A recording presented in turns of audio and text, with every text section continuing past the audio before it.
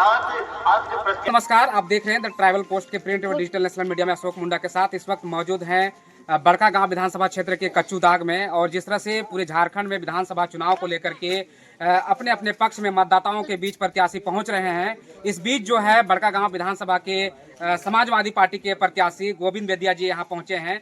क्या कुछ मुद्दे रहेंगे और जिस तरह से बड़का गांव विधानसभा में लगातार जो है कहें तो अंबा प्रसाद के पिताजी योगेंद्र साहब, उनकी मां जो है कहीं ना कहीं इस विधानसभा का प्रतिनिधित्व करते आए हैं। और एक तरफ भाजपा एनडीए के प्रत्याशी रोशन लाल चौधरी भी हैं, कांग्रेस के प्रत्याशी कहें तो महागठबंधन के प्रत्याशी अंबा प्रसाद भी हैं, और समाजवादी पार्टी के प्रत्याशी कहें तो गोविंद बेदिया जी। क्या जो है इस बार बड़का गांव विधानसभा में किनकी लहर जनताओं के बीच दिख रही है, इन सभी चीज़ों को लेकर के हम लोग भी पहुंचे हुए हैं और यहाँ प्रत्याशी भी मौजूद हैं। क्या कुछ मुद्दे रहेंगे, इन सभी चीज़ों को लेकर इनसे बातचीत करने की कोशिश करते हैं। सबसे औद्योगिक क्षेत्र में 868 जमाबंदी रैयत है, जिसका आज तक 15 साल सीपीआई राज किया, 15 साल बीजेपी, 15 साल कांग्रेस, आज तक उसका समस्या का समाधान नहीं हुआ, जस के तस पड़ा हुआ है।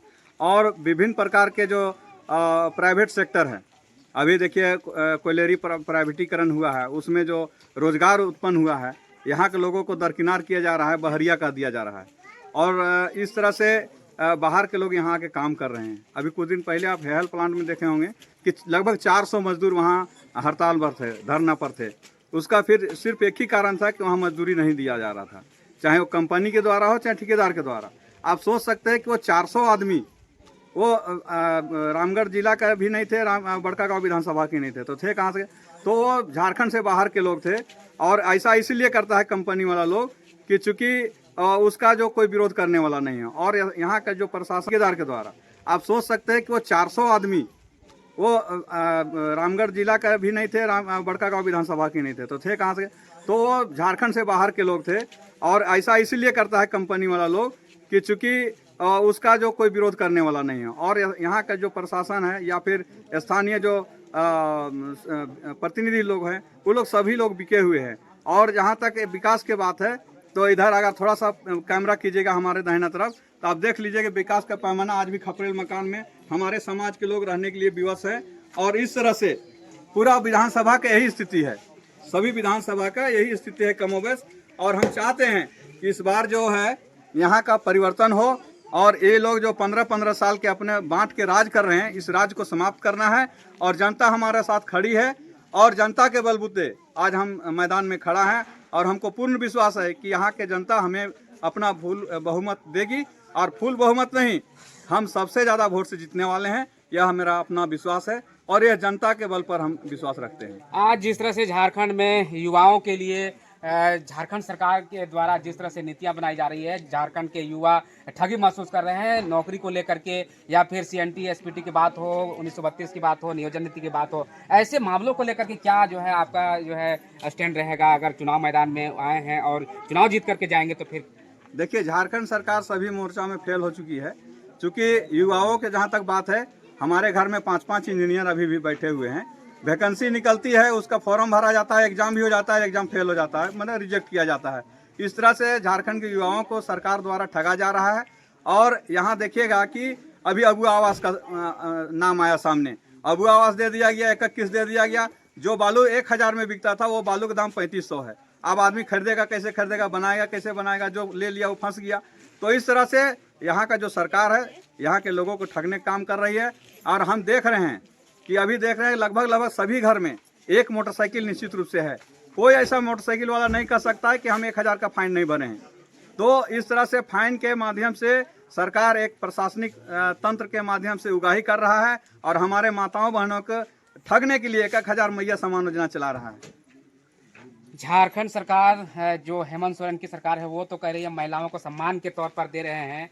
और जिस तरह से और भी सारे जो बातें आपने कही हेलमेट चेकिंग को लेकर के, वो जो है सुरक्षा अभियान को लेकर के जो है लोग एक्सीडेंट करते रहते हैं, उसको लेकर के जो है एक अभियान चला रही है और लोगों को पनिशमेंट के तौर पर जो है फाइन काट रही है। तो कहीं ना कहीं सरकार अपनी ओर से जो है पूरा प्रयास कर रही है। इसको लेकर के आप एक आरोप लगा रहे हैं, और झारखंड में जिस तरह से आज बिजली बिल सरकार के द्वारा माफ़ की जा रही है, किसानों को लोन माफ़ की जा रही है, ऐसे में आप झारखंड सरकार की जो योजनाएं हैं काफ़ी जो है धरातल पर जो है लाने की बात सरकार एक तरफ कर रही है, उसे में आप इनका विरोध कर रहे हैं, क्या कुछ जो है? देखिए बात ये हम बोले ना कि ये जो आधार बना रही है, ये सुरक्षा के नाम पे लोगों को डराया जा रहा है।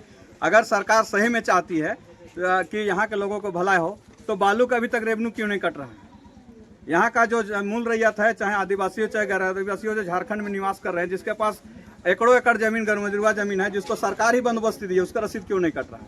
यह बहुत बड़ा प्रश्न चिन्ह है, चूँकि यहाँ के लोगों को उलझा कर रखा जा रहा है और मैया सम्मान योजना के नाम पर या किसान क्रेडिट के नाम पर सब लोग को यह चुनावी अपना हथकंडा अपनाए हुए है और इसमें सब लोगों को प्रलोभन दिया जा रहा है, तबकि फिर से झारखंड मुक्ति मोर्चा का और एनडीए का सरकार यहाँ पर बने, इसका यह अपनी चाल है और यह राजनीतिक चाल है। आप देख लीजिएगा, चुनाव खत्म होने के बाद मैया बापा सामान सब जो है सब खत्म हो जाने वाला है। तो भाजपा भी एक तरफ से जो है चुनाव में घोषणा की है, 2100 योजना को लेकर के आ रही है, उसका भी एक कौन सा योजना है, गोगो योजना कहते हैं, गोगो योजना भी ला रही है, उसके बारे में क्या कहेंगे भाजपा? ये लोग कंपटीशन कर रहे हैं, भाजपा और जेएमएम के लोग।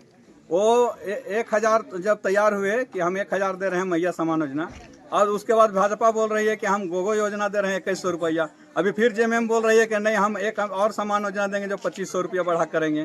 तो इस तरह से अभी हो सकता है बीजेपी बोल दे हम 5000 दे देंगे, क्योंकि पूर्व में बीजेपी बोल चुकी है कि हम अगर केंद्र में सरकार बनती है तो हम सभी लोगों के खाता में 15 लाख देंगे।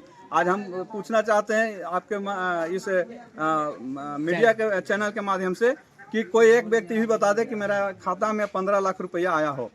हमको नहीं ऐसा है कि कोई एक आदमी बोल सकता है कि 15 लाख रुपये मेरा खाता में आया। आप समाजवादी पार्टी से खड़े हुए हैं और समाजवादी पार्टी महागठबंधन में भी है और महागठबंधन की झारखंड में सरकार भी है, उसके खिलाफ आप चुनाव लड़ रहे हैं।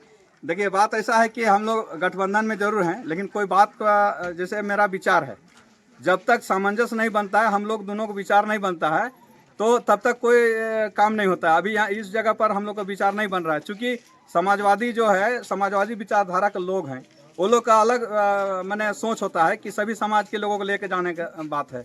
अब यहाँ पर हमारे आप देख रहे होंगे कि समाजवादी पार्टी का जो विचारधारा है उसमें ये लोग तालमेल नहीं कर रहे हैं। झारखंड प्रदेश का जो नेतृत्व है, केंद्र नेतृत्व में हमारा समर्थन है, लेकिन स्टेट नेतृत्व में हमारा समर्थन नहीं है। इसीलिए हम लोग सभी 81 विधानसभा में हम लोग प्रत्याशी उतारने का काम करेंगे। चलिए बहुत बहुत। तो देख रहे हैं कि काफी लोग भी इनके समर्थक भी हैं, इन लोग से भी जानने की कोशिश करें। क्या लग रहा है कि समर्थन मिल रहा है लोगों का? फुल समर्थन मिल रहा है और पूरा फुल बहुमत से जीतेंगे। हाँ, एकदम जीतेंगे। चलिए, तो इस तरह से और लोग भी हैं, यहाँ पर कुछ महिलाएं भी हैं कच्चू दाग में, इन लोग से भी जानने की कोशिश करेंगे कि जिस तरह से माहौल में जिस तरह से लोग आएंगे, अब लोगों से वोट की अपील करेंगे। क्या लग रहा है इस बार का चुनाव में कैसा जो है आप लोग किनको अपना समर्थन देंगे? गोविंद बेदिया जी को ही अपना समर्थन देंगे।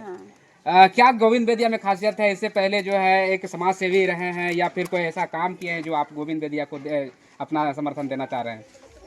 ये देना चाह रहे हैं कि कभी मौका में काम करेगा और थोड़ा जान पहचान है, घर दूर देखे हैं। क्या काम नहीं हुआ अभी तक? जो है जो भी विधायक रही हैं उनके द्वारा क्या काम में चूक हो गया जो गोविंद बेदिया को नए प्रत्याशी के रूप में या फिर नए जो है विधायक के रूप में देखना चाहते हैं?